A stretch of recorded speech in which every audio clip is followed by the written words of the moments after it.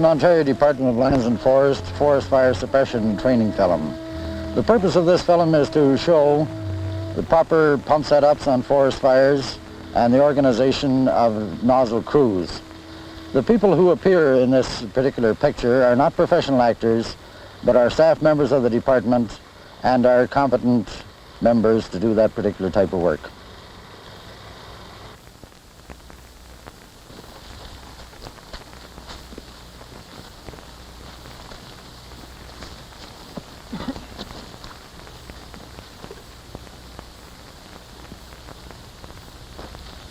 Okay, come on!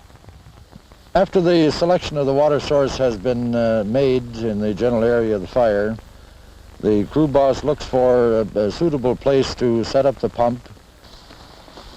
Set the pump right down here. Your hose, Bob.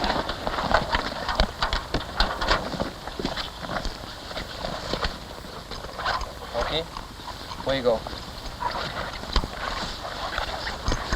Following selection of the pump site, the pump is set up near the water source, and the caps on the discharge and intake sides are removed, draped over the top of the pump head to be out of the way. The pump is turned so that the pump head is towards the water source in reasonably level position. And the next thing is to drive a stake in to attach the auxiliary gas tank to it. The reason why it's driven in on the left-hand side of the pump is so that when the gas line is attached and put onto the carburetor, that there's little possibility of anybody stumbling over it and possibly causing damage. The next is to take the gas line out of the toolbox and attach it to the tank. And the gas line is attached to the tank finger tight, and when this has been accomplished, then it's tightened with a wrench to prevent any possibility of a leak at that point.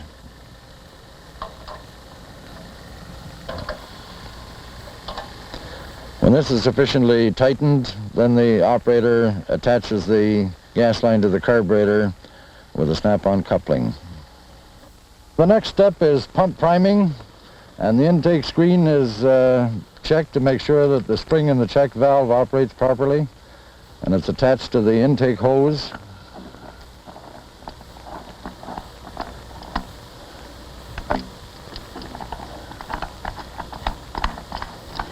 Then the hose is held upright to make sure that all gravel or stones is cleared from it.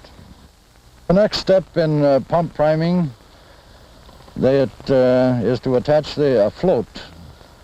This can be done in various ways, and the reason for it is simply to keep the intake screen off the bottom and yet far enough underneath the surface of the water that air will not be drawn into the intake when the pump is in operation. This can be done by driving a stake in the lake bottom and tying the intake hose to it, or possibly the better way is to attach a float, and this maintains a continuous level of the intake screen under the surface of the water. This is just to show the approximate distance between the intake and the float itself. Both the intake and the float are dumped in the water, pushed out, and the pump operator allows the intake hose to fill up with water. As soon as it's full, pulls it back into position and attaches it to the intake nozzle of the pump.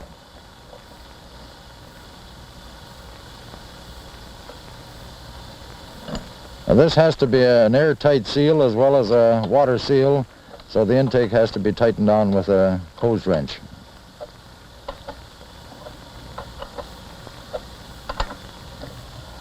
When the intake hose is tight, then with the pumping action, the operator provides enough water so that the pump head itself is primed and water is coming out the discharge nozzle. And now the pump is fully primed, and the next step is to attach the discharge hose. And it's important that there be a sufficient loop in the discharge hose so that the intake and the discharge are approximately at right angles to one another. This prevents the pump from turning while in operation due to the centrifugal force of the discharge water in the hose line. This is an air-cooled pump, and all the cooling air is drawn in through the front of the pump housing, so therefore all loose, dry grass or anything that would obstruct the flow of air to the pump should be removed. This can be done as is demonstrated here, or in other cases simply throw a few shovelfuls of mineral soil around the front end of the pump unit, and this is satisfactory. Now the grass has been cleared. There's an automatic cutout switch that is activated by the cooling fan and is shown by the yellow arrow on the front of the pump. And the operator pushes it in to make sure that it's set. The next thing is to adjust the throttle to start and the choke over to the choke or start position, and the cranking motion of the pump. And the operator should keep one hand on the top of the pump to make sure that he doesn't pull the cable beyond its limit. And with one foot on the frame of the pump, then the starting proceeds.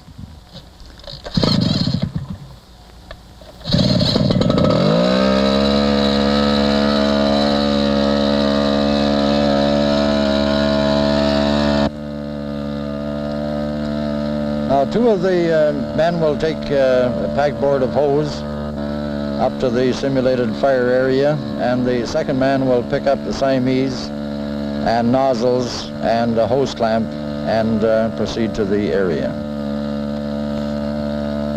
While it would be desirable to have an actual fire to show the organization of a nozzle crew and how they actually work on a fire perimeter, this is not entirely practical. We have simulated a part of a fire perimeter here to lend some degree of realism to the film, and this is part of the fire perimeter simulation that you see here.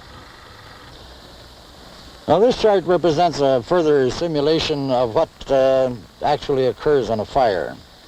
That this red area represents a fire perimeter, and the first thing that is done by a fire boss is to size up the fire, determine where the area of initial work is required on the fire, and then to proceed with the actual work of suppression. In this particular case, he has selected this particular area as being the one where initial work is required, and we have covered the setting up of the pump at the lake, the laying out of folded lined hose as part one of the hose lay, until the Siamese is attached. Now the procedure after the attaching of the Siamese on an actual fire, in all probability, would be the organizing and progress of two nozzle crews. And this black line represents part two of the hose lay.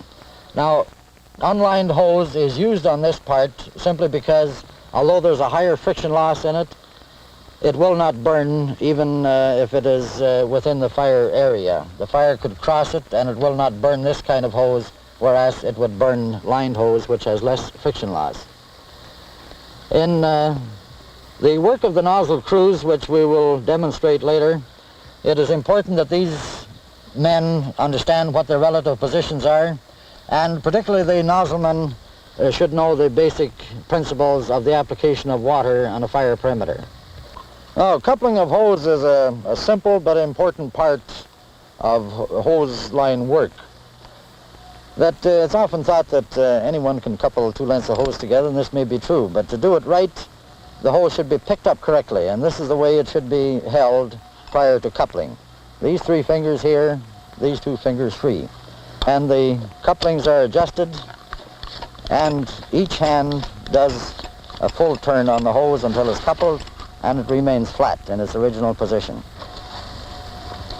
Now this is lined hose, and it's used on part one of the hose lay simply because it has a higher burst pressure and less friction loss than unlined hose. The reason why it is not used in the fire line, of course, as we mentioned, is because it will burn even under pressure. We don't recommend that this hose be rolled in this particular manner, but for this particular training demonstration, we'll use this type of hose by the nozzle crew. Now this is unlined hose, and it's properly packaged, center rolled for use by the nozzle crews. It has a much higher friction loss than lined hose, but it will not burn under pressure. The introduction of hose clamps has been a revolutionary asset in the work of the nozzle crews. Prior to the use of these clamps, in order for a nozzle crew to change hose, maybe 1,000 feet away from the Siamese, the only way they could practically do it is to signal back to the Siamese operator, who would close off one side, and then they would change hose. Now, the proper use of the clamp should be as follows. First, flip this one off, open the hose clamp, and hold it in your hands this way. And the hose is picked up in this manner. The weight of the hose should be carried on the waist, and a little wiggle so that it will not cut the hose, and clamp it off and hook it as follows. And releasing the hose clamps, it's important because these clamps can be released under pressures as high as 300 pounds per square inch. And it could injure the person using them or injure someone else because of the sudden release. This should be flipped up and the hose clamp released in that manner. Now, there are various methods of laying out hose, and while a packboard is preferable to do this with, it is often necessary to lay out hose with the string with which the roll was tied with in the first place.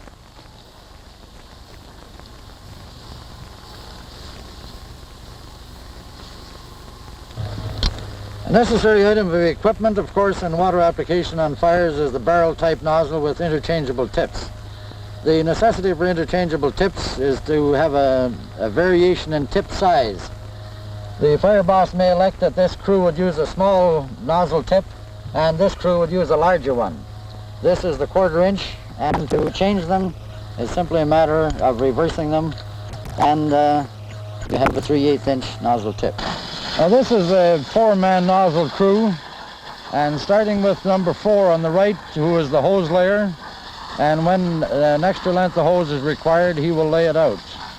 Number 2 is at the first loop in the hose, and the purpose of this position is to move the loop ahead as the nozzleman moves ahead. Number 3 is the nozzleman, and his job is entirely that of applying water. Number 1 is immediately behind him, 8 or 10 feet, so he will not interfere with the nozzleman's application of water, and he remains at this loop until the hose change is completed.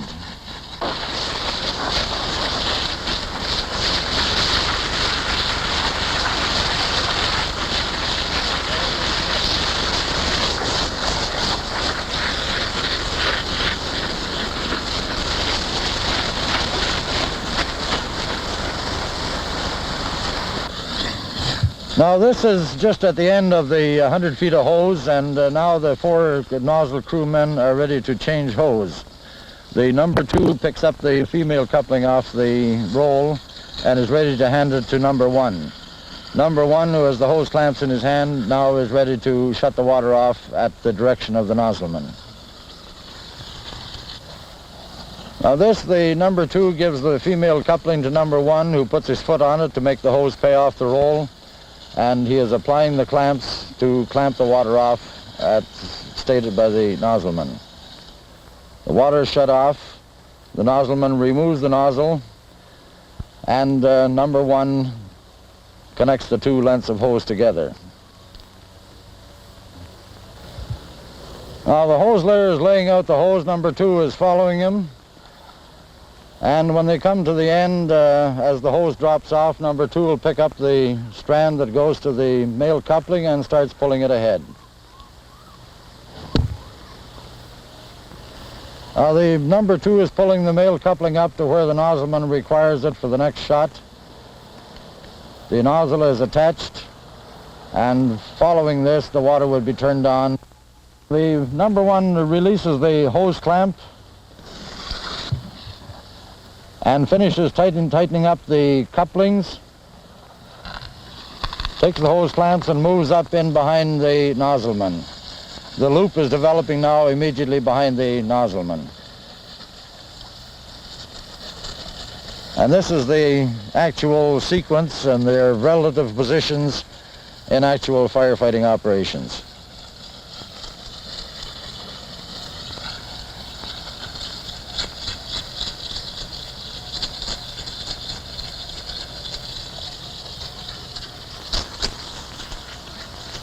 Now, this is a 4-man nozzle crew on the return pass over a fire, the second pass. And number one drops the hose and goes up to shut the water off because the nozzleman is approaching where the hose change will take place. Number two remains at the loop, which is the only loop in the hose line. The water is shut off, the nozzleman removes the nozzle, and the hose layer, number four, then takes the hose, straightens it back out to its original position, and recouples it if this is necessary. This is a three-man nozzle crew, and the basic difference between a 3 and a 4 is simply that there's only one loop in the hose, and this is where number 1 is. Number 4 has been dropped from the organization, and now number 2 is the hose layer.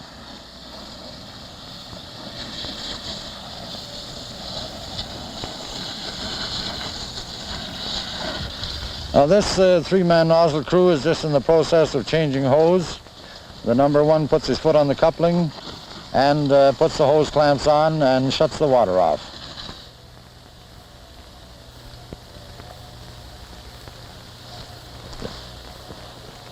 Now this is a two-man nozzle crew. The nozzleman retains his original position and function, and number 1 now takes the place of both the hose layer and the number 2 hose handler and remains at that loop as they move ahead.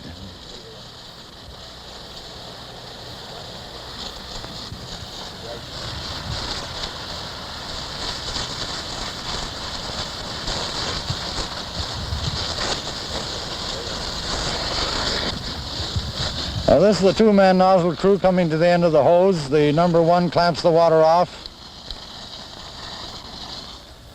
The nozzleman removes the nozzle, and number 1 then starts to lay out the next length of hose. The nozzleman puts his foot on the female coupling, attaches the nozzle,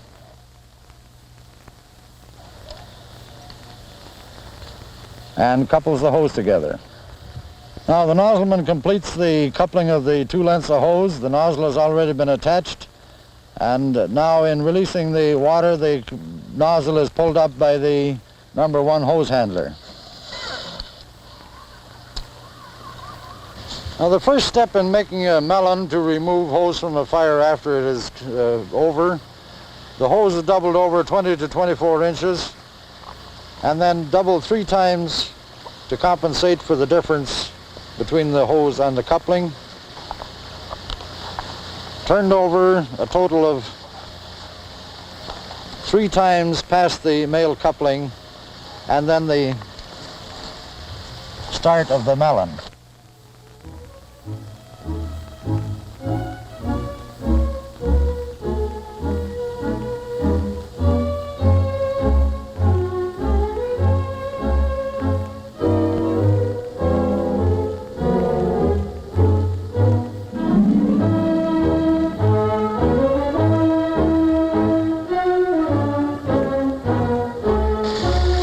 We trust that this film and forest fire suppression training will be of value to you and to your organization in the training of men that are required to do this particular job.